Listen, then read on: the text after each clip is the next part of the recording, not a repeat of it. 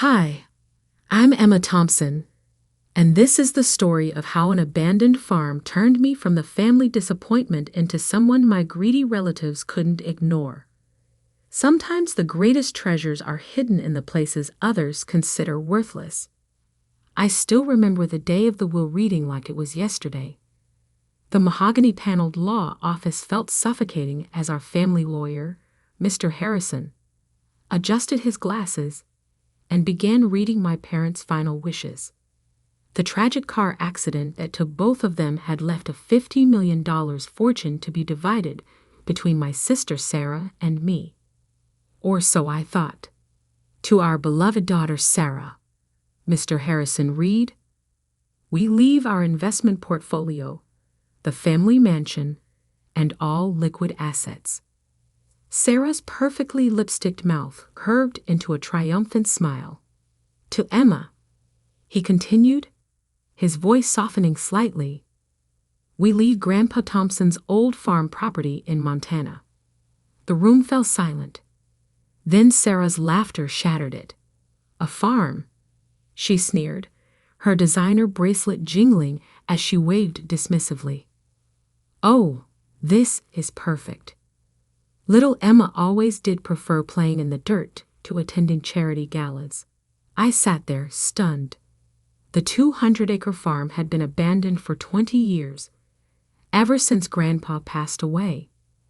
Dad had always called it worthless, refusing to even visit it. Now it was my only inheritance. "There must be some mistake," my Aunt Patricia interjected, her face pinched with concern that wasn't for me. Richard and Margaret would never leave their daughter with just dirt. Mr. Harrison shook his head. "The will is quite clear. The farm, including all structures and contents, belongs to Emma." Sarah stood up, smoothing her Channel dress. "Well, sis, enjoy your barns and chickens. I've got a portfolio to manage." She paused at the door, her smile cruel. "Don't worry, if you need a loan, I'm sure we can work something out. After all, what's family for?" I left the law office that day with a single manila envelope containing the farm's deed and keys. 20 years of dust coated everything when I arrived at the property the next day. The main house was a weathered 2-story structure that had seen better days, but it was the massive old barn that caught my attention. Grandpa Thompson had been an odd man, brilliant but eccentric. He'd made his fortune in mining engineering before retiring to this farm, where he spent his last years tinkering in that barn. Dad always said the old man had lost his mind, wasting his genius on a worthless piece of land. The barn door groaned as I pushed it open. Sunlight filtered through gaps in the wooden walls, illuminating decades of cobwebs. Old farming equipment sat rusting in corners. But something felt off about the space. The dimensions didn't quite match the exterior. I remember following Grandpa here as a child, watching him disappear for hours behind a hidden door. Our little secret, he'd whisper, waking. After his death, no one could find that door. Dad searched briefly before declaring it another of his father's delusions. But I remembered. 3 taps on the north wall, then pushed the 4th board from the bottom. My hands trembled as I followed the long-forgotten pattern. Click. A section of wall swung inward, revealing a staircase descending into darkness. My phone's flashlight illuminated the way down to a massive underground room. What I saw inside made my heart stop. Covering the walls were detailed geological surveys, mining charts, and chemical analyses. In the center sat a sophisticated testing lab, preserved under dust covers. But it was the safe in the corner that changed everything. The combination was my birthday. Grandpa never forgot it, even in his final days. Inside, I found a leather-bound journal and a USB drive. The journal's first page read, "To Emma, the only one who ever bothered to listen." As I read through his meticulous notes, tears filled my eyes. Grandpa hadn't lost his mind. He'd made a discovery that would reshape the entire mining industry. The worthless farm sat on top of one of the largest rare earth element deposits in North America. He developed a revolutionary extraction process that was both efficient and environmentally friendly. The USB drive contained detailed patents, already filed, but never activated. Grandpa had been waiting for the right moment, and the right person, to bring his discovery to life.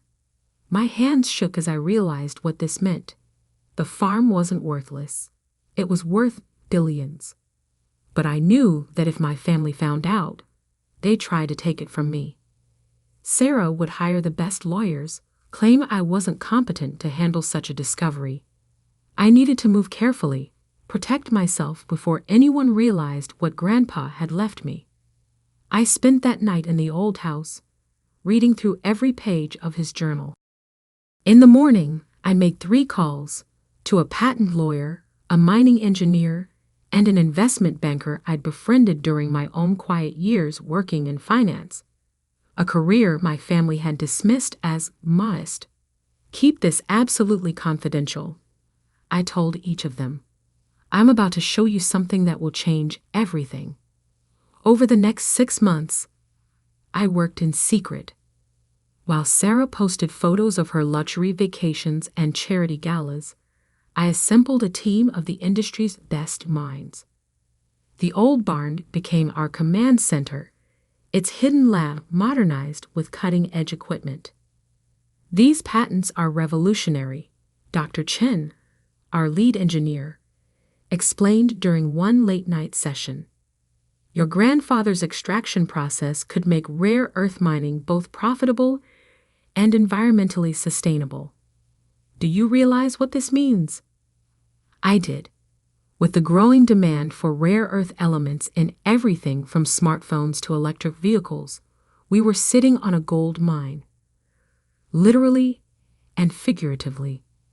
We'd incorporated Thompson Sustainable Resources quietly through a series of shell companies. I used my savings from years of careful investing to fund initial operations. Every step was calculated to keep my family in the dark. Then came Sarah's wedding, a lavish affair at the family mansion. I almost didn't attend, but I knew my absence would raise questions. "Oh, Emma," Sarah exclaimed with false warmth when I arrived. "How's farming going?" Her new husband, a hedge fund manager, snickered. "It's quite educational," I replied mildly. "Actually, I've been meaning to ask, how's the tech sector of your portfolio performing?" Sarah's smile faltered slightly. "Why? Just curious. I heard rare earth element shortages are causing problems for manufacturers. Must be affecting stock prices." "I haven't checked recently," she admitted, clearly uncomfortable with her lack of knowledge. "You should look into it," I suggested, hiding my smile behind a champagne glass. The next morning, while Sarah jetted off to her honeymoon in the Maldives, we broke ground on our first extraction facility. By the time she returned 3 weeks later, Thompson Sustainable Resources had already secured contracts with 3 major tech manufacturers. The story broke in the Wall Street Journal. Revolutionary mining company disrupts rare earth market. My phone exploded with calls from family members as our company's value soared past $1 billion in its first public trading day. "Emma," Sarah's voice was shrill when she finally reached me. "Why didn't you tell us? We're family." "Are we?" I asked quietly. I thought I was just the girl who got dirt for her inheritance. The next few weeks were chaos. Sarah and Aunt Patricia tried to claim that Grandpa's patents should have been part of the family estate. Their lawyers argued that I had concealed valuable assets. But Grandpa had planned everything perfectly. His will explicitly stated that all contents of the farm, including any intellectual property developed there, belonged to me. The hidden lab's existence proved he developed everything on the farm property. The final showdown came at an emergency family meeting called by Aunt Patricia. They all sat around the massive dining table in the mansion, the same table where they'd once mocked my modest career choices. "You have to understand," Sarah pleaded, her designer bracelets clinking nervously. "Dad would have wanted the family to share in this." I pulled out Grandpa's journal, opening to a marked page.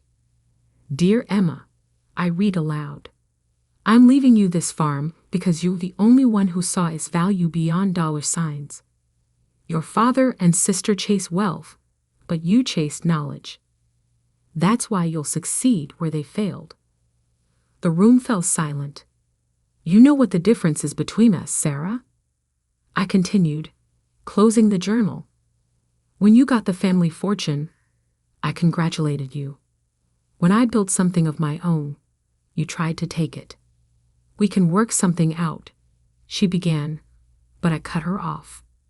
"Actually, we can't, but I will give you some free advice. Invest in sustainable technology.